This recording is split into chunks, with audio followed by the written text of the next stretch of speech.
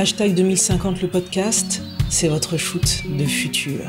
Aucun effet secondaire, juste un trip vers 2050. Je suis Rebecca Armstrong, votre dealer.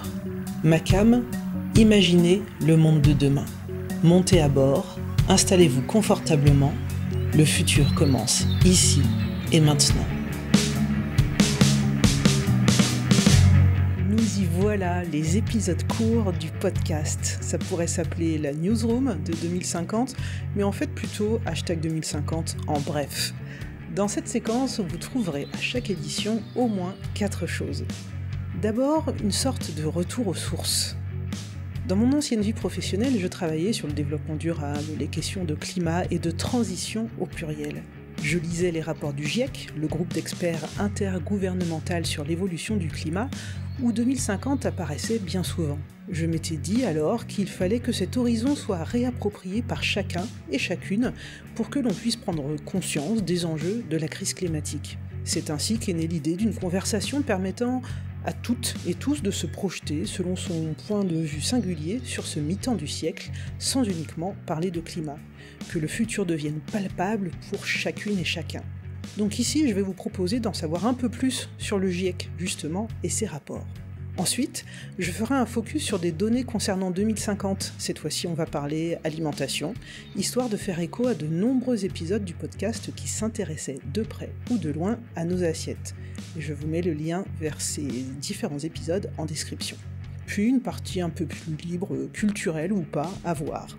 Et enfin, un retour sur une actu à chaud. Donc on y va ?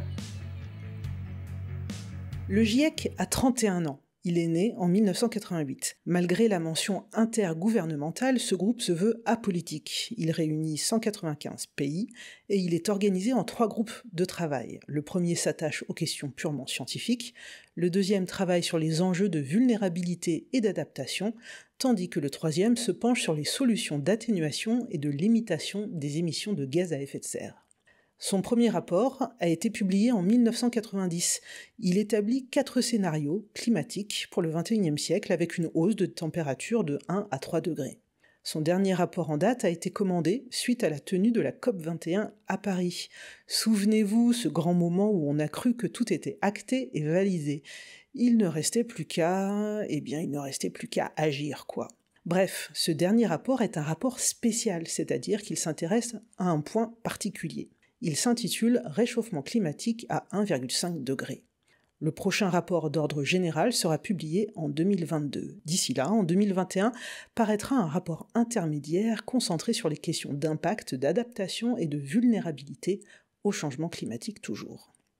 Dans ce rapport spécial « Réchauffement climatique à 1,5 degré », dès son introduction, il est mis en évidence que les émissions de gaz à effet de serre sont en train de déraper. Sans une action ambitieuse, l'espoir des 1,5 degrés sera derrière nous. L'est-il déjà ? Non mais ça va arriver vite. Là pour l'instant on fait semblant de s'émouvoir parce qu'il y a 2 ou 3 ours polaires qui se noient, mais parce qu'on veut pas voir qu'il y a des villages entiers d'esquimaux qui survivent en dos crawlé depuis 10 ans. Mais je veux dire, on a tort parce qu'ils vont arriver, ils vont être vénères, les mecs, vraiment. Une nouvelle étude évoque d'ailleurs déjà une perspective de plus 7 degrés à l'horizon 2100.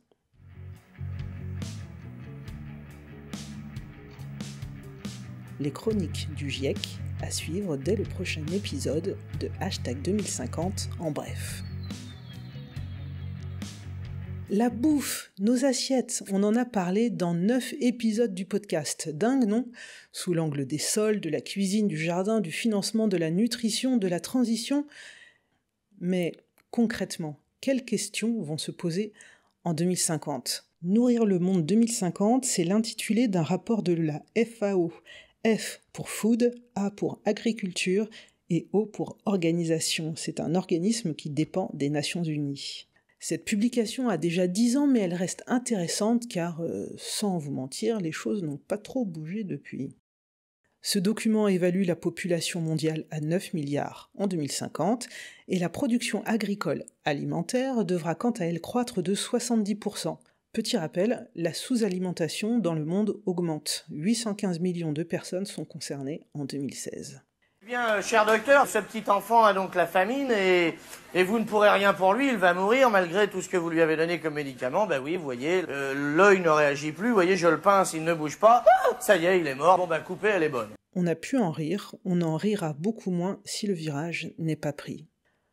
Les menaces à l'horizon 2050, notamment le développement d'une agriculture de biocarburants qui viendrait en concurrence d'une agriculture alimentaire, également la dégradation du potentiel productif de la planète. Par potentiel productif, il faut comprendre la dégradation alarmante de l'état des sols, de l'eau, la perte de biodiversité. Autre menace, le climat, évidemment. Selon moi, le défaut de ce rapport, c'est qu'il parle productivité, investissement, technique, mais n'aborde pas la question quelle agriculture, ni la question quelle alimentation. Plusieurs études envisagent les choses autrement. Nourrir le monde en 2050 serait possible avec une agriculture biologique si deux conditions sont remplies. Moins de gaspillage et moins de protéines animales. C'est ce que défend une étude publiée en 2017 par Nature Communication. Allez, on poursuit sur une note culturelle ? Un roman de science-fiction, direction le Nigeria avec Rosewater, du romancier Ted Thompson, paru dans la collection Nouveau Millénaire, édition J'ai lu, avec une traduction de Henri-Luc Planchat. J'ai lu cet été le tome 1, et le tome 2, Insurrection, me fait de l'œil depuis ma bibliothèque. Et je peux vous le dire, je ne vais pas résister bien longtemps. L'auteur est britannique et d'origine nigériane. Rosewater, c'est le nom d'une cité. L'histoire oscille entre l'an 2042 et l'an 2066. Ce roman m'a d'abord dérouté avant de complètement m'aspirer. Kaaro en est le narrateur, et ça commence ainsi. Je travaille depuis 40 minutes dans Integrity Bank lorsque l'angoisse commence. En général, c'est comme cela que ma journée débute. Cette fois, c'est à cause d'un mariage et d'un examen de dernière année, bien qu'il ne s'agisse ni de mon mariage, ni de mon examen. De mon siège, près de la fenêtre, je vois la ville, mais ne l'entends pas. À cette hauteur, tout semble en ordre dans Rosewater. Les blocs d'habitation, les routes, les rues, le trafic tournant lentement autour du dôme. D'ici, je peux même apercevoir la cathédrale. La fenêtre est située à ma gauche et je suis assis au bout d'une table ovale, en compagnie de 4 autres contractants. Nous sommes au 15e étage, tout en haut. Une lucarne d'1 mètre de côté est ouverte au-dessus de nous. La grille de sécurité est la seule chose qui nous sépare du ciel matinal. Bleu, avec un moutonnement de nuages blancs. Le soleil n'est pas encore éblouissant, mais cela va venir. Je vous invite vraiment à vous plonger dans cette trilogie. Ah, je vous ai pas dit, je vous ai juste glissé un mot sur le tome 2, Insurrection. Le tome 3 s'appellera Rédemption. Et depuis que j'ai rencontré Yannick Rumpala, c'était l'invité de l'épisode 71, je ne vois plus la science-fiction comme avant. J'ai trouvé que ce roman interroge de belle façon le rapport nord-sud, la place des grandes puissances, le rôle de la police dans les États, et propose également un futur qui en de nombreux points ressemble beaucoup à notre expérience quotidienne du monde, et ce n'est, de mon point de vue, pas anodin.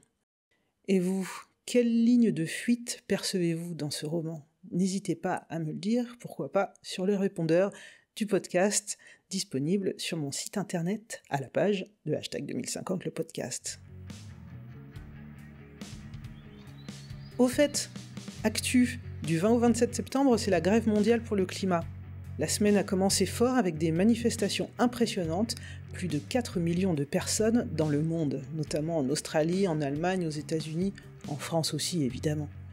Pour trouver une manifestation à rejoindre près de chez vous toute cette semaine et notamment pour ce vendredi 27, rendez-vous sur globalclimatestrike.net.